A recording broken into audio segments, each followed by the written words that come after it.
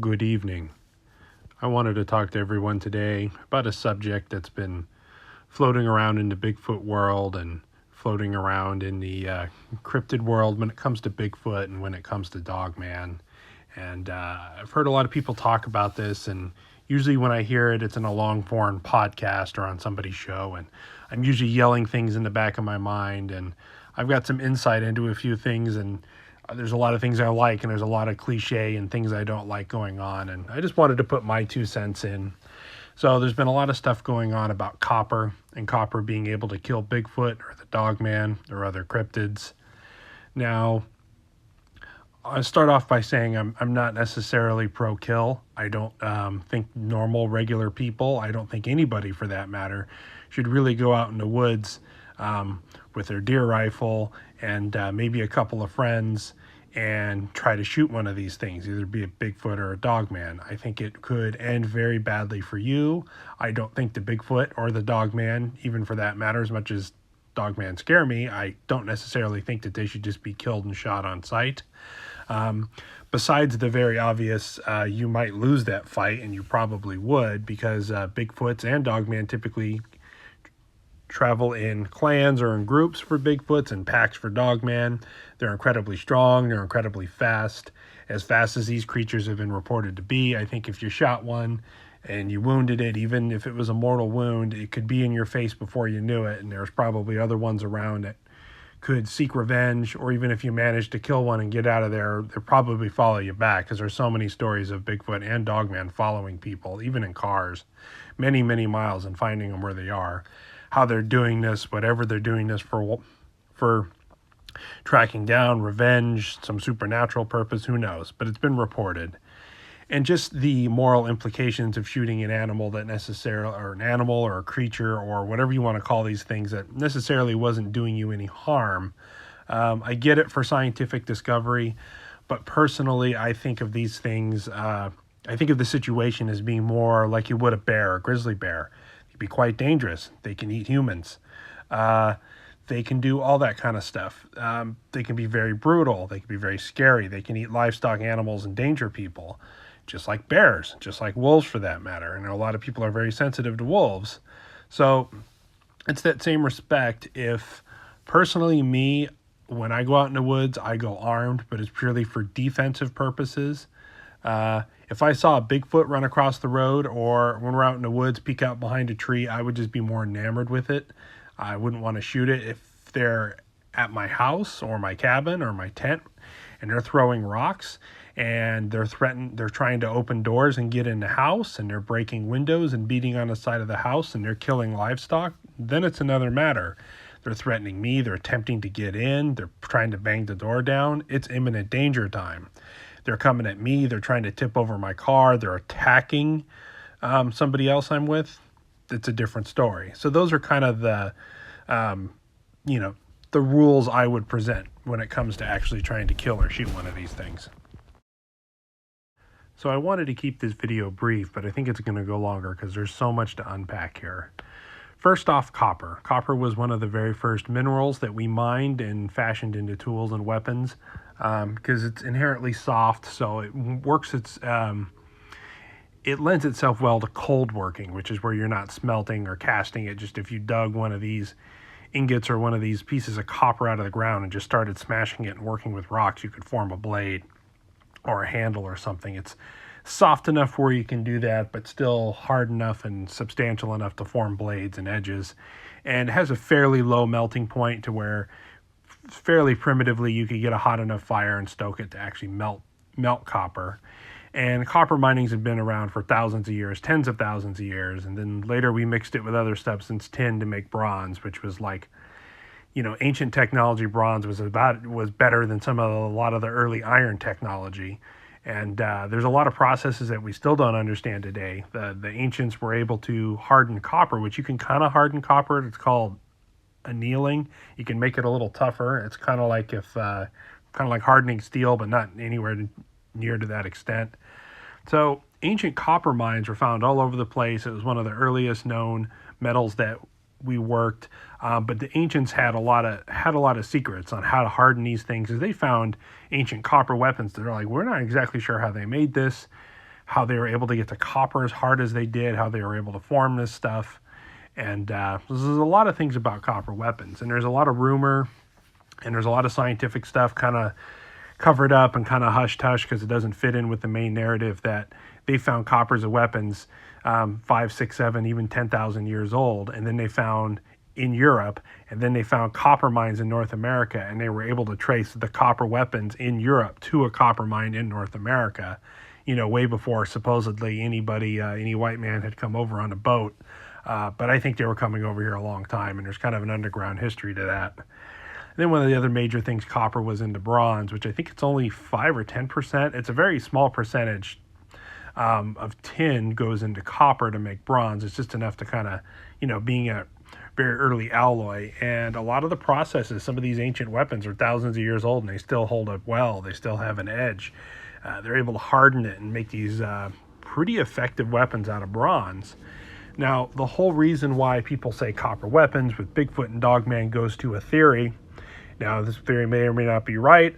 I tend to lean towards this theory sometimes, and I go back and forth, is that Bigfoot and the Dogman are descended from Nephilims. They're some kind of demon-based. They may be a physical creature that eats, sleeps, hunts, and poops, but there's something to them that goes back biblically, and the same reason that they used ancient copper weapons for a long time, again, even though there might have been sharper, better technology for waging war against other humans, that copper, they had some kind of reaction to copper, some kind of allergic copper. And everybody's heard the story of werewolves with silver bullets, and that might be very true for somebody who somehow mystically transforms into an upright walking dog. But for a dog man as a cryptid that seems to be a dog all the time, the internet rumor, the things going around, the ancient technologies, the ancient text, what people presented, a lot of it's copper. They talk about copper. So would a silver bullet work? Would a copper bullet work? Would a lead bullet work? I don't know. It's all speculation, but I just wanted to talk to you folks about that's kind of where it comes from, is that in the ancient writings and the ancient beliefs, it was all about copper and copper knives and copper weapons, and now modern day with copper guns and copper bullets. So when it comes to modern day weaponry or for protection or offense or for hunting or whatever you're doing, you're basically talking firearms. There are still bow hunters out there, and I even bow hunted for a while, and it's pretty fascinating. But modern top technology, as far as we can get, we're talking firearms, semi-automatic rifles, semi-automatic handguns, large caliber bolt action rifles, hunting rifles. And copper bullets aren't new. They've been around for a long time. That's where you have a bullet made out of all copper. Typically, most bullets, 99% of bullets, it's a lead core with a copper jacket. They literally use like a plating process, or they wrap and encapsulate it in copper, a very fine layer of it, because the copper will bite the rifling better in a handgun or a rifle, and generally glide better down the barrel than straight lead, and they hold together a little better, and it just gives you better properties. But all copper bullets have been around for a long time, and unlike lead and the plating process and the jacketing process and manufacture bullets, you can machine a piece of copper just like you can machine a piece of steel or aluminum, which means you can get them very precise, and you can get them very consistent, which leads to accuracy. And the other thing is, since copper is lighter than lead, you can make it tends to be a longer bullet to get to the same weight, and a longer bullet with a very aerodynamic profile means it's going to have better penetration, it's going to fly through the air better. So copper bullets are really great. They're just very expensive. So, like I said, copper bullets have been around a long time, but they've really gotten popular in recent years, especially in California where I am. Because if you go hunting, it used to be there were certain zones in California that you had to shoot copper bullets only. Because the thing was, if you had a lead-based bullet, you'd shoot a deer, and you'd either gut the deer in a gut pile and leave the gut pile, or you'd shoot the deer or whatever game you're hunting, and it would run off and die. And then the vultures, the buzzards, would come eat the guts, and then they would ingest the lead. And this has to do with our extremely endangered California condor, which is just a big ugly buzzard. If you've ever seen one in real life, they're not that impressive. But anyway, the conservation efforts to bring those birds back from extinction. And this was hugely controversial because environmentalist groups were saying, oh, these birds are dying of lead poisoning, and the legislature and the lawmakers ran with it, and then it came out that we actually can't find any confirmed cases where these birds are dying of lead poisoning, and then the environmentalists are going, yes, there are. And then they're finding out that these animals are dying of other reasons, of other types of toxins and other things, or they may be getting the lead from other places. So it's very controversial. There's both sides of it. I mean, it kind of makes sense, but it kind of doesn't at the same time. And we're talking a couple of hundred birds, and we're talking areas that condors haven't been in hundreds of years, and they make you shoot all copper bullets, which just happens to be more expensive. And if you shoot an oddball caliber or a handgun round or something, it's incredibly hard to find copper bullets, especially in California because we have such crazy ammo laws in general. So it's just one of those, I think, kind of de facto excuses in California for our legislature, who's very anti-gun, to make it harder for hunters, harder for ammo, harder for anything in general, based on some loose facts that may or may not be true. But as a result, and kind of a good thing is that many manufacturers started making their own copper bullets and invested a lot of technology into it, and they're coming out with a lot of different calibers. Virtually now, any caliber you want to shoot, handgun, rifle, whatever, you can find a copper bullet. It's just probably going to be a little more money. Although, like I said, since the proliferation of them has come out, they're starting to come down in price, which is good. So the other thing to consider is that even if you don't believe in any of the biblical stuff or history, or copper has some magic qualities that poisons these creatures, even if you throw all that aside and you're just, no, these are just a normal flesh and blood creature, why does it matter? The one thing copper bullets really have going for them is, compared to even regular bullets, they're incredibly effective. They are very deep penetrating, because when you have a lead bullet with a copper jacket, the jacket will shear off and come apart, and the lead will deform, and as it's going through, pieces of that bullet are coming apart, and it tends to deposit energy and leave, versus copper bullets tend to penetrate very deep. They don't fragment. They open up in these perfect mushrooms and keep plowing through. They're very devastating. So that's kind of the good thing about copper rounds, is they're very deep penetrating. And even people who hunt deer with .223, which is considered way too light, shoot deer at 200 yards and the bullet whizzes clean through and kills the deer dead in its tracks. So it makes it so caliber selection and what size bullet, and I need to shoot this massive gun just to shoot, deer size and small bear size creatures, and it makes it so it's a lot more competitive. And I've always said that for a long time, being into firearms, is that bullet selection is more important than caliber type.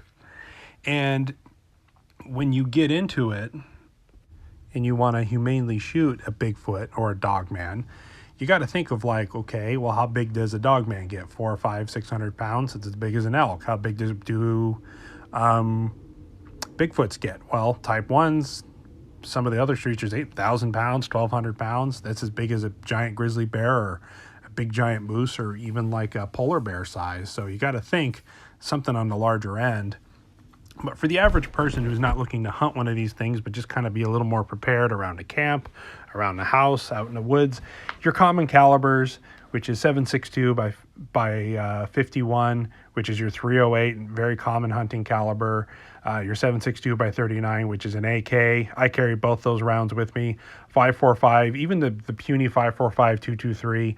The big advantage of these rounds in modern sporting rifles, your AR-15s, your AKs, is that you get 20 or 30 of them. You get semi-automatic, you can really crank them out. They do make lead for these type of rounds, but you really want to go for is the copper, like we were saying.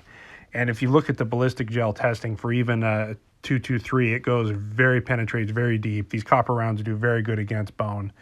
Now, that being said, I do not want to take a 223 or any of these, medium-sized calibers after a Bigfoot, but it's really funny when you talk about shooting Bigfoot, when you think of 8, 10 feet tall, 12 feet tall, and over 1,000 pounds, people are like, well, I want a Barrett 50 cal, or I want a machine gun. And it's like, okay, those are really expensive and very rare and hard to find. So how about we just go with what we have, which is going to be, AR-15s, bolt action rifles, lever action rifles, and just put really good ammo in it, and hope to God, hope to whoever, you never actually run into one. So that's kind of the philosophy I am. I either carry my AK when I can, or my 308 with very hardcore penetrating all copper bullets in them, and hope to God never have to shoot them in anything in defense. But if I have to, that's what I have. And it might not be ideal, but I always have extra magazines and extra bullets. Hopefully I could crank them off. And that's pretty much what I think you got to think about is what do I have and how can I make it most effective, as opposed to I need to go out and buy some big giant elephant gun. When it comes to the Dogman specifically, they still get huge reports of 8, 9, 10 feet tall and, 4, 5, 6, 700 pounds, but not quite to the sheer mass, muscle, and bone size of a Bigfoot. They're still somewhat of a dog-like form, so they're a lot lighter built. I mean, still muscular and ferocious, but I don't think you necessarily need to worry about all the deep penetration as much as just getting a lot of rounds on target with a Dogman. Now, in the Dogman world, there seems to be two phenomenons. There seems to be a very physical creature that eats and sleeps and hunts, and there seems to be another creature that is purely elemental, some kind of another form or another being that we don't understand. Call it a demon, call it a spirit, call it whatever, that can take the form of a Dogman. And there's been stories of people unloading magazines into this form of Dogman and having no effect whatsoever. And then there's other reports of people shooting these things and blowing ears off of them and getting caught in traps and howling and being like a giant overgrown wolf upright would act like you would expect. But they're also travel in large packs. And that kind of gets to the point of just because you have a couple rifles and you kind of know how to shoot them, not a good idea to go after these things. I always like to think of it, like I said, defensively. I think for science, if somebody was being harassed by a Bigfoot or a Dogman and they shot one of these things and was able to bring it in, barring that the government didn't come in and take the body away from you or your evidence away from you or discredit you, barring that you made it out of there alive and you were somehow able to transport that large of a dead animal or whatever these things are. So there's just a lot of things to consider. So in conclusion, I know we covered a lot of ground here and we're kind of jumping around, but I don't think it's a good idea to go out and actively hunt these things. I think you should try to get as much evidence as you can and think it purely for defensive purposes. And in that case, I recommend you shoot all copper, you shoot reasonably heavy calibers. You don't need to go on and buy anything special, and just think very defensively and stay on your toes and have it be an absolute last resort. That, and with missing 411 and just the weirdos in general out there, having a gun in the woods, I think is always a good idea. So that being said, please stay safe out there and take care of each other. If you like this video, please give it a thumbs up and subscribe. Thanks.